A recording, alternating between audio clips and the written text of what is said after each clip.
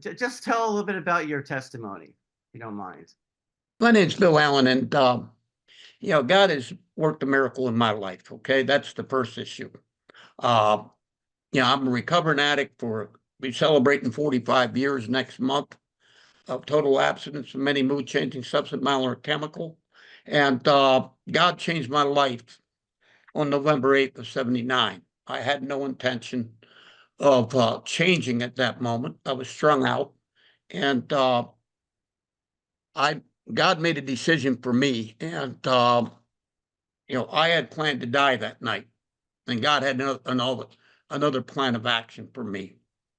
I was reading in the paper. I've been an avid reader my whole life, and one thing I did, I start my day with the local paper, and the churches wanted this bar shut down called the Friendly Tavern in Allentown, PA. It was on Chew and Hamilton Street, and the church. It was every week. It was in the paper, and I was getting wasted on drugs, and I was hopeless. I had no way out, and I didn't believe anything would work for me. And that night, I made the decision to die, and how to die was to basically I was going to commit mass murder that night and take the whole bar out. And I loaded my weapons up, I loaded my ammo up, and I was sitting in front of a glass table I used to have with a pound of methadone, cutting it up that night, shooting it in my arm, drinking a bottle of Jack Daniels, and I couldn't get off anymore. I had a conscience. And the worst thing in the world is having a conscience as an addict. And but I was looking for this way to still have my ego intact and not have it written as suicide. And so I made the decision that night, and I was prepared. And a woman called me up at 2 a.m, and her name was Ann. And she asked me, well, I thought it was deja vu. She's talking about she read my name in the paper. I'm telling her that's tomorrow morning. I don't know what you're talking about. 3 months earlier, I was picked up with assault and battery with attempted murder on a police officer. And she said God told her to call now, that I'd be dead by morning. She asked me for 5 minutes of my time. That turned into this day. And I give all that gratitude to God, because without God, I wouldn't be here. And God changed my life. I've been building, helping suffering addicts find a way out ever since.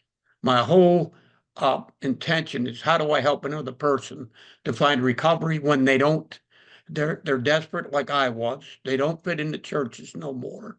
They've exhausted all ways, and that's the moment you can touch their lives. And so I got involved in that. I helped build a fellowship called Narcotics Anonymous up and down the East Coast. I got involved heavily. I'm still involved today, but my major purpose is to help another person. And that's what led me to this movement that we're doing today with the Pennsylvania Integrity Network, which I was involved in other things because I had lost hope also again in our election system, in our political system. I had registered as a Republican in 1980 through Reagan. Reagan gave me hope. I just got clean, and I registered to vote. I switched my independent status, who I previously was a Democrat. I switched to an independent because I didn't see hope in the parties. And then I realized I was throwing my vote away because I couldn't be part of the process of who our candidate was going to be, being an independent. So I switched over to Republican, and I was being a union man, we were told who to vote for. The union expected us to vote Democrat. I chose to vote for Ronald Reagan. And he's the first person I heard first talking about the issues that matter to me. He's talking about life. He's talking about pro-life. He's talking about issues that mattered. He also was the first person to stand up to a federal union and fire everyone because they violated a contract. It's just like as a steel worker, you weren't allowed to violate a contract. You weren't allowed to wildcat. I wildcatted as a steel worker, and my union did not support me. I got 3 other men to wildcat with me, and we won that because I got my attorney in, and we got OSHA in. I had filed these papers continuously about them never things that were wrong they were not fixing. So they shut my department down for 3 weeks to repair it. But the union would not back me as a union man. They said I violated the contract. And I says, well, I really am not violating the contract. I'm upholding it because these are safety issues. You're not following up on the grievances on these safety issues. I got a stack of them, and but this is the issue. I'm for unions, but I'm not for unions being involved in politics. And they were trying to direct me on how I should vote, where I should vote at. And I felt they were wasting my money, my union dues, for political reasons instead of not representing the men. So I basically start thinking about politics, and I start voting on a regular basis. I'm one of them people that vote in every primary, every election. I vote in them. I don't miss voting. And but during 2016, when Donald J. Trump basically come down the escalator and start talking about issues that mattered to me again. Somebody was talking about issues that matter, and they mattered to me ever since I was hired in the Bethlehem Steel in 1973. And why did it matter? Because he was talking about fair trade. We've been doing this free trade for how many years, and we lost the Bethlehem Steel, used to be the second largest steel company in the world. Nobody would negotiate to save our plant. They wouldn't allow the workers to save the plant even. We had given $1 back an hour to be invested in the plant. And they never took that money and invested it in getting us brand new BOF furnaces. Not BOFs, but we want electric furnaces so we could at least save that end of the mill. And the union and the corporation sold us out, and the politicians sold us out. So I was a little bit upset over our political figures because there was no Reagan on site. We were dealing with people like Bush Sr., Bush Jr., and nobody would stand up for the working man. We didn't have a party again for the working man. The Democratic Party ceased being the party for the working man, and now we're getting Republican leadership that's not for the working man. And therefore, they're sending our jobs overseas. Right. And so when Trump came down, he started talking about this. I jumped on that Trump train immediately and got involved. In 2020, when January 6th happened and we got shut down through all kind of platforms, I was involved in Lehigh Valley Tea Party at that point. But what they do well, they do well. But what they weren't doing is what I wanted to be involved in, and that's action. I'm talking about committee work, which I know how to do because I set networks up around the world with committee structure, how to be successful, right from the start with people and put people in the winning position. And that's when 3 of us basically created Pennsylvania Integrity Network after that election. We created that because we wanted action dealing with issues, tabletop issues that affect every human being's life. And Trump was talking about them issues. But when the election happened and you couldn't speak out freely because they were deplatforming you on Facebook, they were putting you in Facebook prison. I was there a few times, locked up in their prison, which is, they just knock you off the platform and they don't allow you to post. Right. So I got involved in the Patriot movement and got involved in helping set up Pennsylvania Patriot Coalition, which we have a large amount of groups that decided to bind together to start working to be successful, to bring the movement together, to pressure our state legislators, our Congress people, our state senators, our senators on doing what's right for the people. And that's how I got involved. Wow. So I mean, I think the Democrats would say that you lack compassion for these gender confused kids who want to do, chop off part of their some of their body parts. And what would you say to them? I mean, they say that you lack compassion. I look at it compassion, okay? As I was strung out in addiction, I'd have been one of them kids that they're talking about. I would have been one of them kids that they were influencing. I'd have been that kid because my father himself abused me and said I should be a girl. So that was enough confusion with my own sexuality I had to work through once I got clean to find my own identity. All Mm, right, where I fit in. They would have done the same thing to me. That's not compassion. Compassion is caring for people and helping. They should not be involved in the education system. They are confusing people. We just won a case out in Western PA with a first grade teacher that was introducing first graders to this here transgender stuff because she's transgending her own child in the first grade, and that was just a victory against that. That has nothing to do with compassion. That got to be, they're supposed to be in education. Compassion, I care for every individual. I'm here to help people find their way through that process, and I look for it biblically. I look for it through the Lord Jesus Christ, our Savior, and everything's written in there. There's two genders.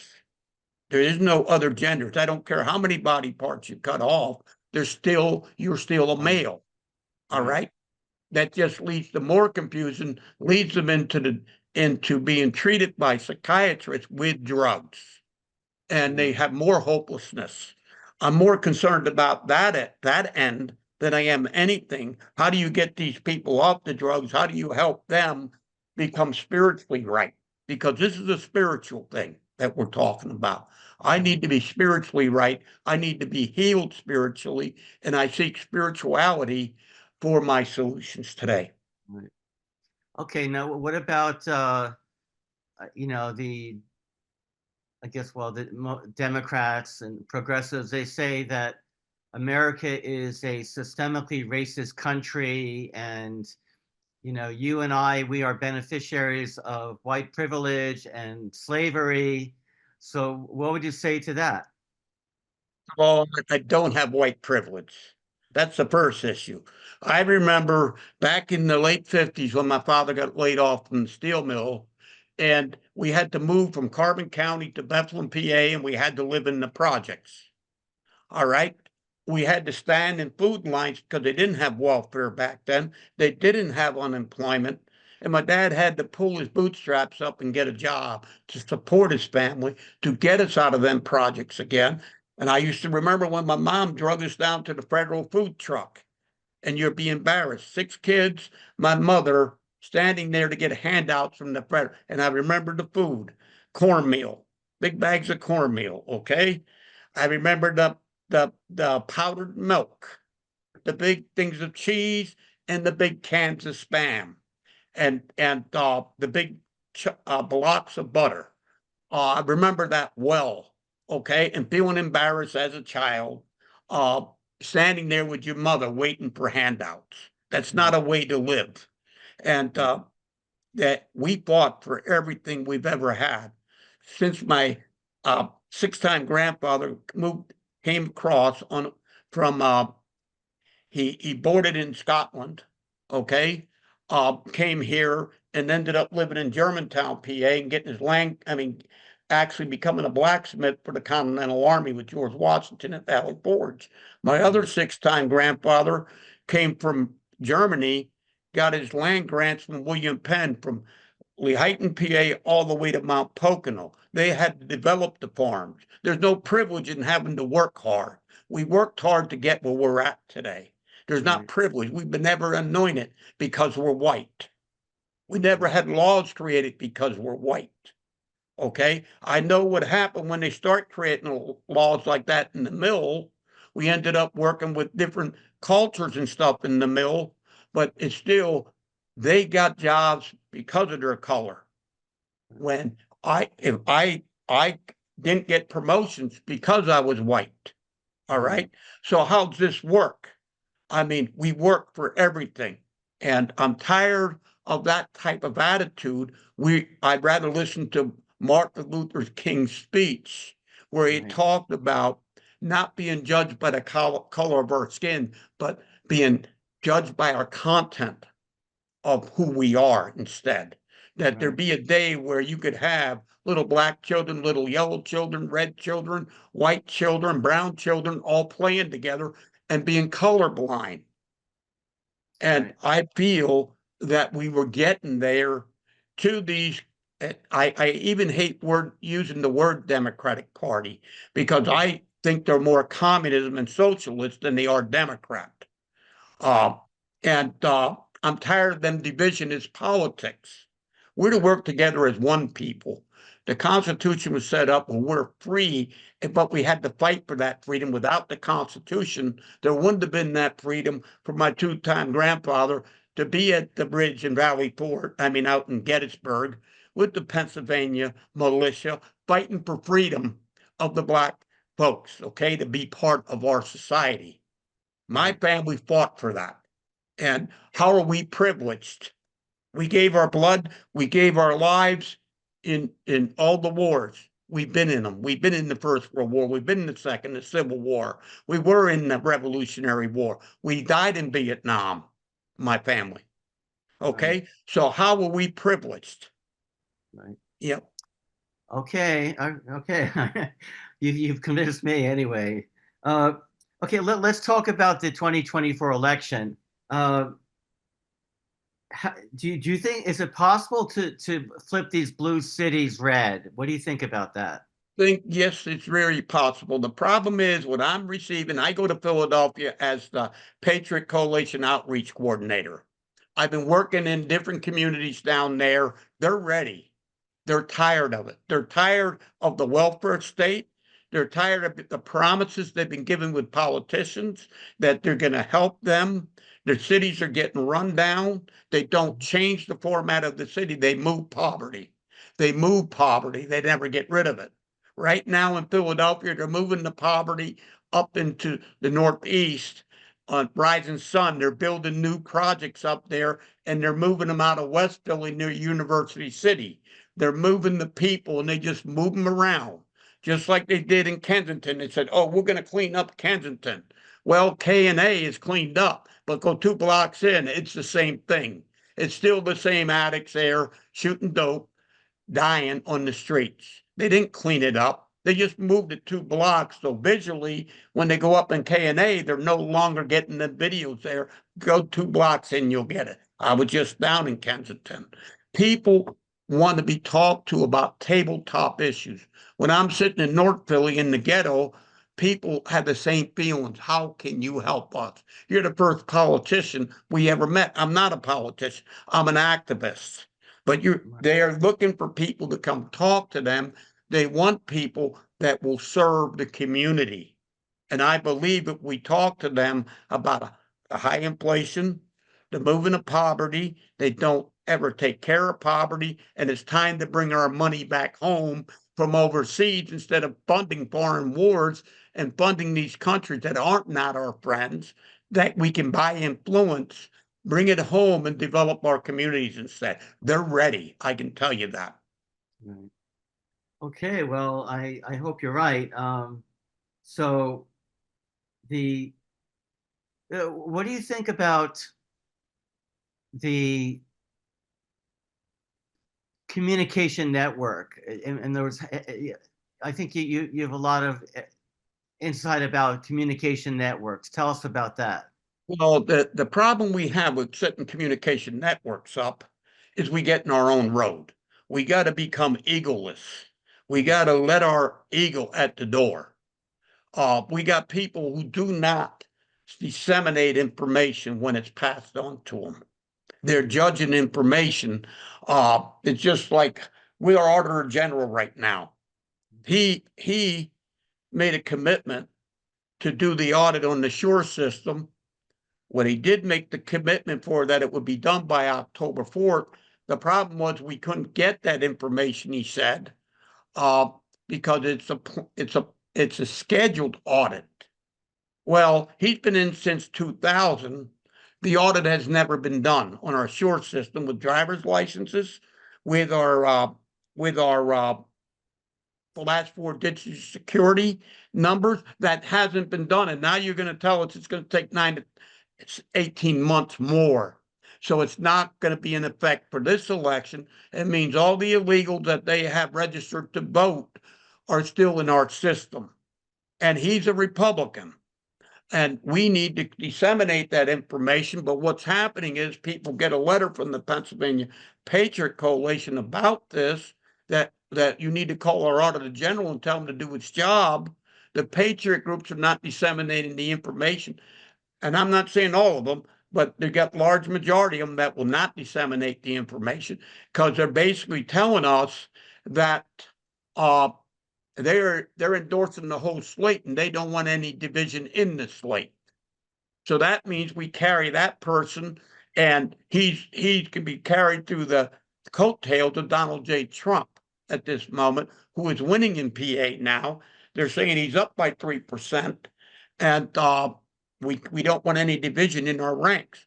But if we don't call our own out, are we any better than the other side? If we don't Yeah, clean our own side up. yeah. I mean, Donald Trump is a fighter, but if we elect people who are not willing to fight and stand up for what's right, we're going to get screwed in the end anyway. So It's a problematic issue, and we need to communicate and set networks up where we need to disseminate information to these groups.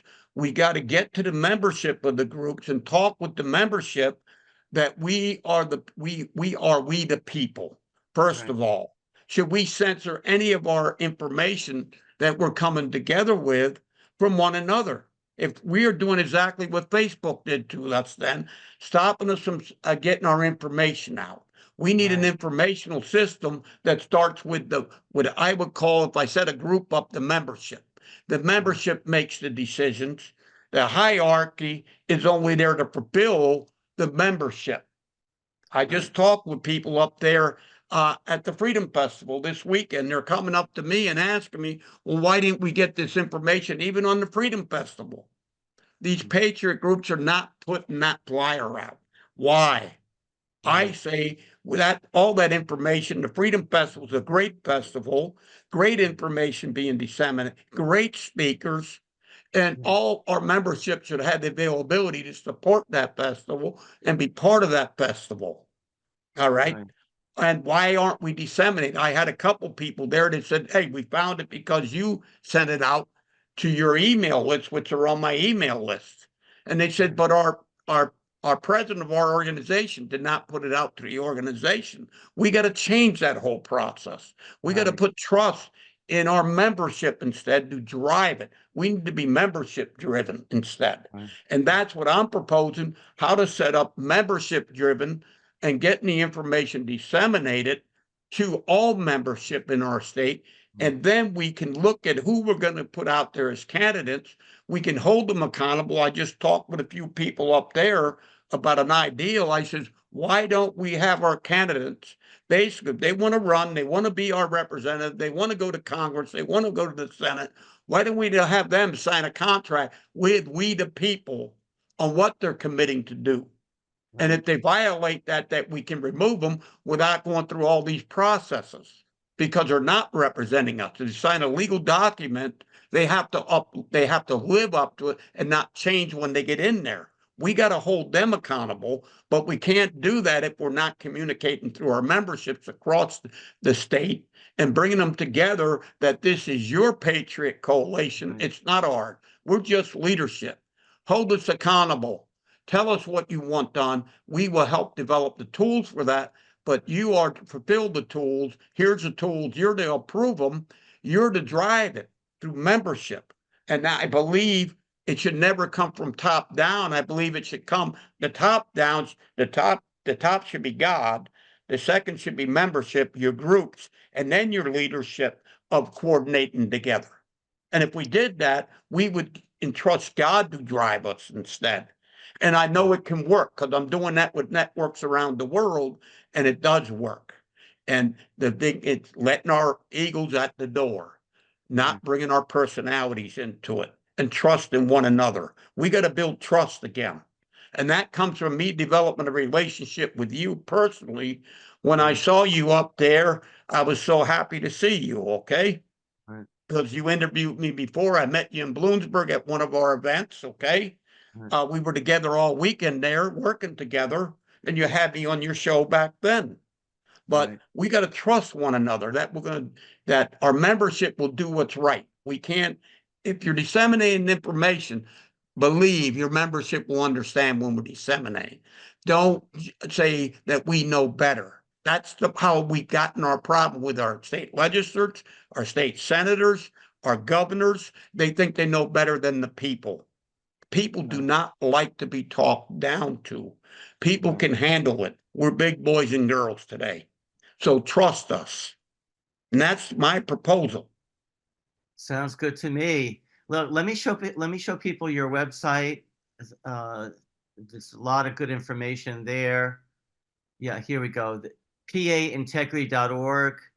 This is the Pennsylvania Integrity Network, and it has a news feed. And yeah, there's a lot of good information there. So I encourage everyone to go to paintegrity.org. Well, listen, Bill, it was really great to see you. And it was a great Freedom Festival we had this past weekend. It was powerful. I Yeah. got to talk with so many different people there. It was a blessing. My son came with me. We enjoyed the festival. We enjoyed the people. And it was patriots coming together. And I met so many amazing people there. Yeah. And they're all looking for solutions. They all want leadership, but they all want to be part of this movement. This is a movement, like Donald J. Trump said. It's Right. not about him, it's about us. And when we start changing our language and encouraging people to get involved, not making it like an old system of hierarchy, once we Right. create our hierarchy, we defeat our purpose. And Right. we need to get movement forward. This movement can be like wildfire in the prairie where Right. you can't stop it once it's off the ground. And people feel they're part of something. People are looking to be part of something, folks. Right. And what gives that is spirituality. What gives that is encouragement, empathy for one another, and putting people in winning positions where they can start winning, changing these school boards. I Right. highly say get involved with a Patriot group that's near you.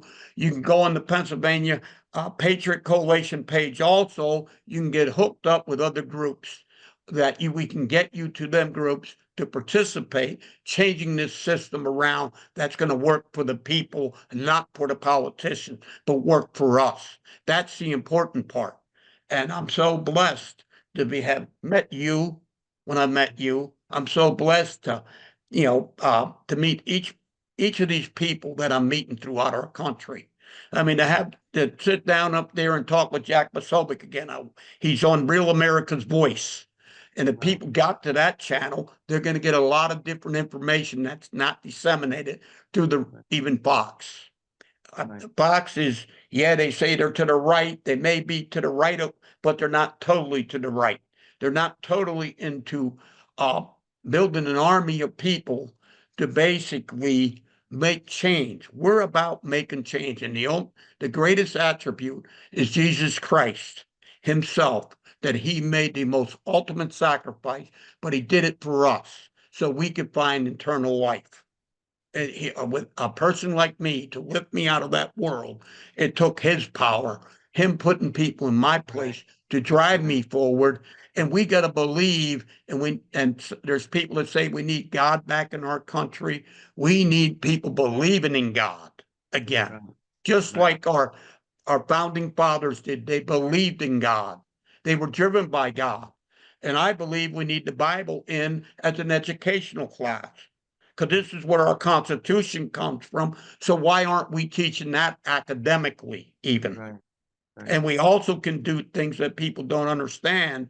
You can get right now, you can get a Bible club through each religion into schools because of the ruling that happened over from Saucon Valley High School, where they were forced to have a Satan club there.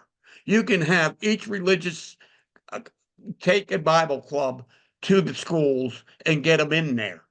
Okay. So there's things religious people can do to affect change. And Right. I believe we need to academically get the Bible back into the schools as an academic history book, because it's the greatest piece of history. They're documented. Yes, they found the wagon wheels from the Pharaoh going after Abraham, after Moses. They found them in the bottom of the Red Sea, 200 feet deep. Coral does not grow on golden wheels. And so they found the wagon wheels. They found uh, the sulfur balls at Sodom and Gomorrah. The sulfur balls where they are documented history that's from that book. So why can't we study it as academically as a history piece?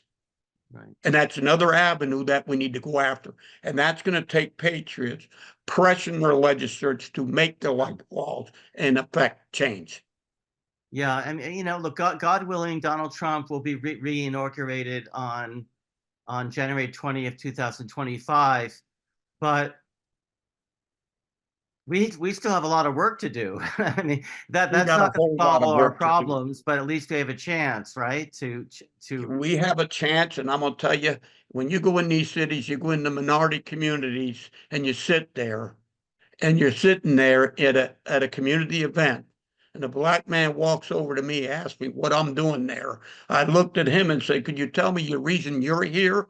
Could you tell me if you have a 5-year plan for your life?" We start dialogue, and communication is the Right. key. He is a podcaster that's working with me today. He's making effect in North Philly in the black communities.